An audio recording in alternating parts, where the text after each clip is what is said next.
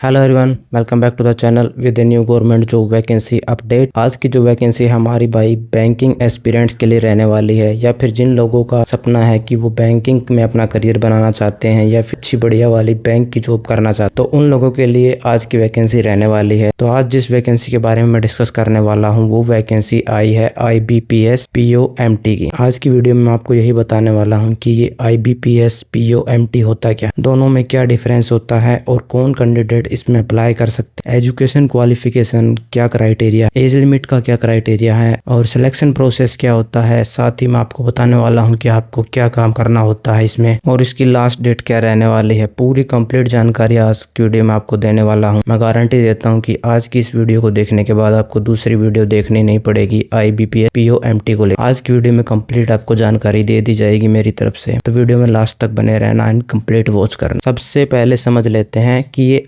IBPS क्या होता है। बहुत सारे ऐसे कैंडिडेट है जिनको पता ही नहीं है कि IBPS होता क्या है। देखो भाई, IBPS की फुल फॉर्म होती है institute of banking personal selection. IBPS एक ऑटोनोमस रिक्रूटमेंट बॉडी है जो कि पब्लिक सेक्टर के जितने भी बैंक हैं उनके लिए रिक्रूटमेंट कंडक्ट करती है। SBI को हटा दिया जाए तो जितने भी पब्लिक सेक्टर के बैंक हैं वो सारे भर्ती करवाते हैं IBPS के थ्रू। IBPS के थ्रू एग्ज़ाम होते हैं और फिर अलग अलग जितनी पब्लिक सेक्टर के बैंक हैं, आपके कितने बैंक हैं, मान लो पंजाब नेशनल बैंक हो, बड़ौदा, और ये जितने भी भाई आपके बैंक हैं पब्लिक सेक्टर के, उन सब में SBI को हटा के उन सब में जितने भी लोगों का सिलेक्शन होता है, जिस भी पोस्ट पे उनकी भर्ती होती है वो IBPS के थ्रू ही होती है। IBPS साल में बहुत सारे एग्जाम कंडक्ट कराती है, जैसे IBPS PO, IBPS SO, IBPS कलरा। IBPS तो हमने समझ लिया, अब समझते हैं कि ये PO क्या होता है। PO का मतलब क्या होता है, तो PO का मीनिंग होता है प्रोबेशनल ऑफिसर।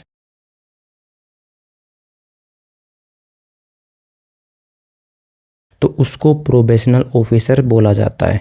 प्रोबेशन का मतलब होता है ट्रेनिंग पीरियड। ये ट्रेनिंग पीरियड कितने भी साल का हो सकता है, 1 साल, 2 साल या 3 साल। वो बैंक का जो रूल है उस पर डिपेंड करता है। अलग अलग बैंक का अलग अलग रूल होता है, उसके हिसाब से ही आपकी ट्रेनिंग होती है। जो भी कैंडिडेट ऑफिसर लेवल की रैंक पे सेलेक्ट हुआ है उसको प्रोबेशनल ऑफिसर बोला जाता है और उसको ट्रेनिंग दी जाती है उसके बैंक की, जिस बैंक में उसका सिलेक्शन हुआ है उस बैंक में जितने भी डिपार्टमेंट हैं आपके, उन सब की उसको ट्रेनिंग दी जाती है। तो बैंक में जितने भी डिपार्टमेंट हैं उन हर डिपार्टमेंट की उसको नॉलेज दी जाती है और ट्रेनिंग दी जाती है।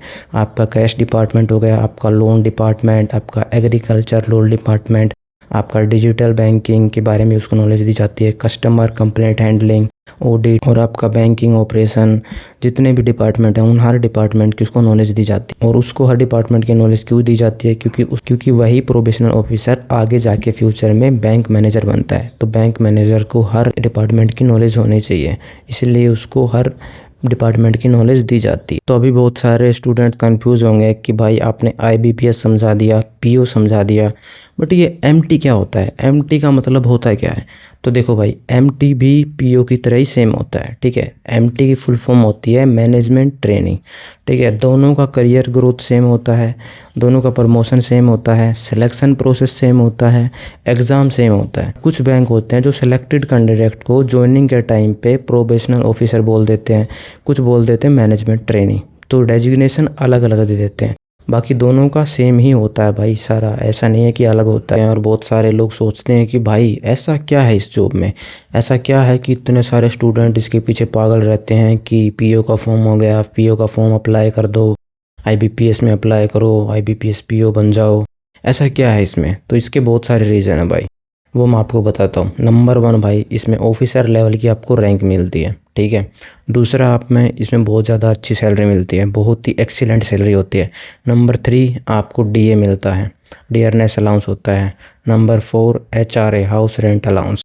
उसके बाद मेडिकल फैसिलिटीज़, उसके बाद करियर अपॉर्चुनिटी बहुत ज़्यादा होती हैं, प्रमोशन बहुत ज़्यादा होते हैं। और सबसे बड़ा एडवांटेज ये है कि आपको ना कोई इंजीनियरिंग की डिग्री चाहिए कि आपके पास BTech हो, MTech, इंजीनियरिंग की डिग्री की ज़रूरत नहीं होती। और ना ही इसमें पोस्ट ग्रेजुएशन की ज़रूरत होती है कि पोस्ट ग्रेजुएट होने चाहिए तभी अप्लाई कर सकते हैं, MBA की डिग्री होनी चाहिए, ऐसा कुछ नहीं होता। ना ही MBA की डिग्री की ज़रूरत होती है, इसमें सिर्फ ग्रेजुएशन की डिग्री चाहिए।